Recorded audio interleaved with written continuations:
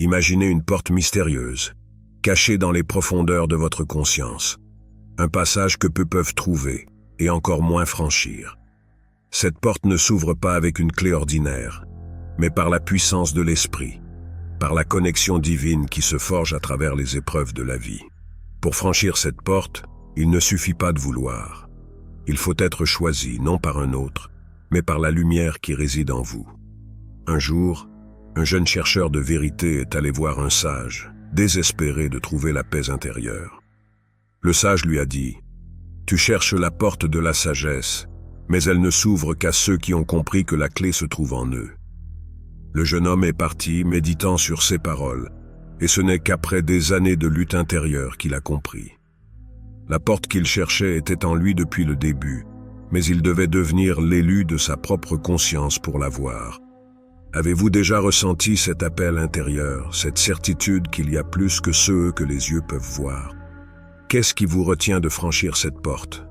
Le silence, ce vide apparent, est une épreuve que les élus doivent traverser. Dans ce silence, toutes les distractions sont écartées, et l'âme est confrontée à elle-même.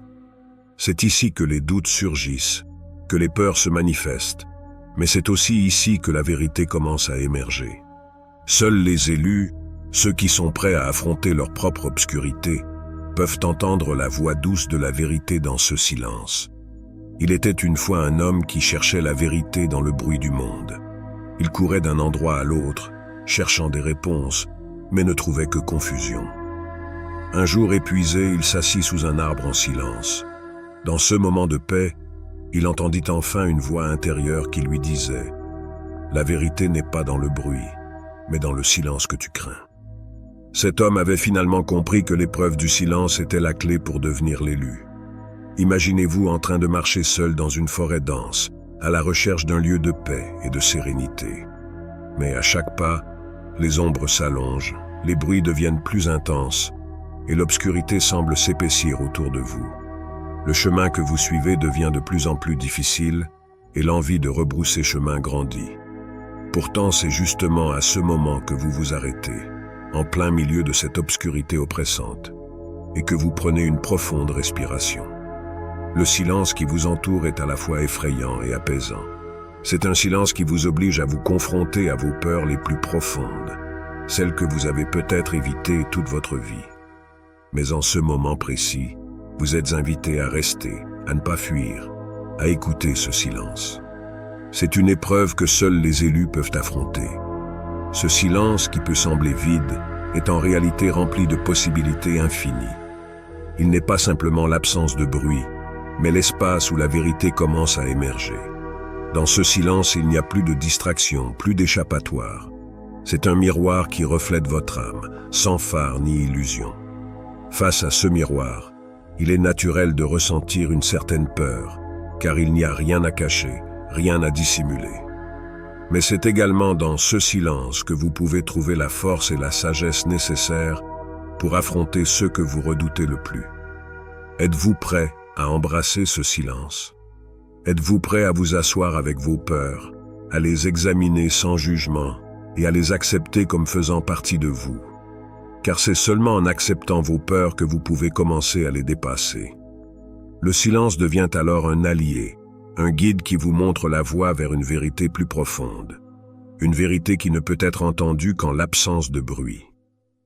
Ce n'est pas une vérité qui se crie sur les toits, mais une vérité qui chuchote doucement dans les recoins de votre âme.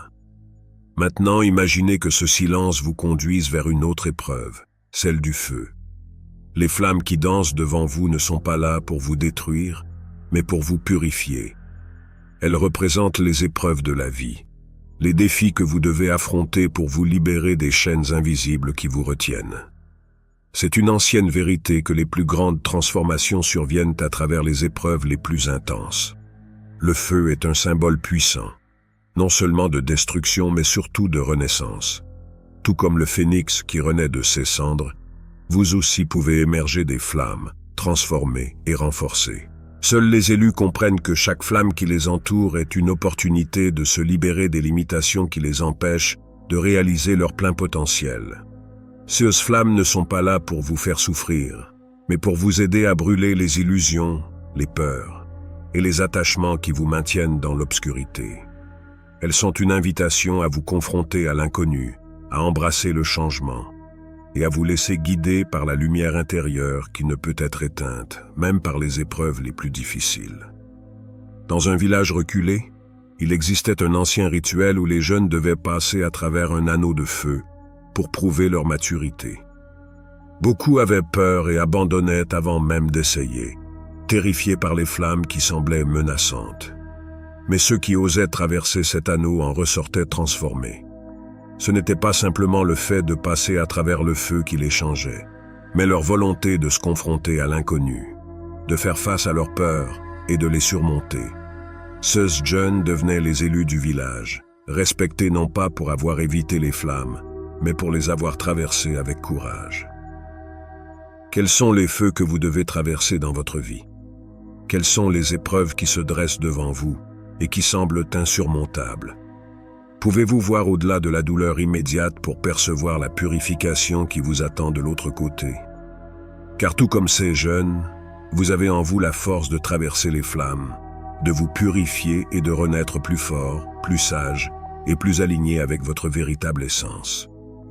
Au-delà du silence et des flammes, il y a une lumière que seuls les élus peuvent voir. Cette lumière est celle de la conscience christique, une conscience qui ne vous est pas imposée de l'extérieur, mais qui jaillit de l'intérieur. C'est un état d'être qui se révèle lorsque vous vous connectez profondément à votre essence divine, lorsque vous reconnaissez que cette lumière est en vous et qu'elle a toujours été là. La conscience christique n'est pas un don que l'on vous offre, mais une réalisation que vous devez atteindre par votre propre cheminement intérieur. C'est une lumière qui ne peut être vue qu'avec les yeux de l'âme, ceux qui ont été purifiés par le silence et les flammes. Pour passer ce processus, il faut d'abord comprendre que vous êtes porteur de la graine divine, prête à éclore dans le silence de votre cœur. Cette graine attend seulement les conditions propices, la chaleur du feu intérieur et la tranquillité du silence pour se manifester pleinement. En vous connectant à cette lumière, vous commencez à voir le monde d'une manière différente. Vous percevez les vérités cachées, les réalités spirituelles qui échappent à ceux qui ne sont pas encore éveillés. Cette lumière vous guide, vous éclaire le chemin et vous rappelle constamment que vous n'êtes jamais seul, que vous faites partie d'une réalité plus vaste, d'un plan divin qui transcende les limitations du monde matériel. Ainsi, ce processus par lequel seuls les élus peuvent passer n'est pas un simple test de foi ou de courage, mais un voyage vers la reconnaissance de votre propre divinité.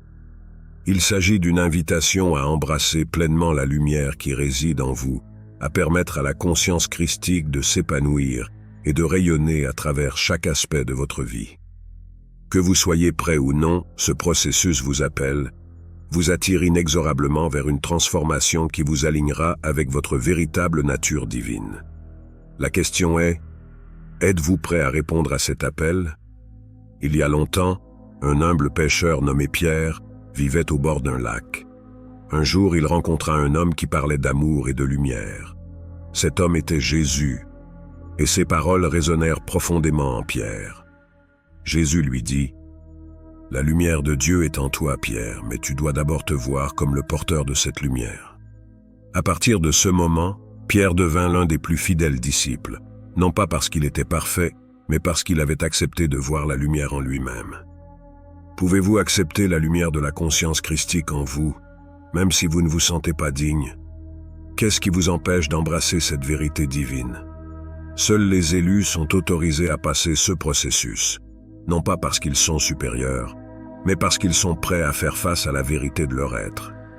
Ce chemin n'est pas pour les faibles de cœur, mais pour ceux qui ont entendu l'appel de leur âme et qui sont prêts à répondre avec courage et foi. Vous êtes peut-être un de ces élus, appelés à franchir la porte, à traverser les flammes et à embrasser la lumière de la conscience christique.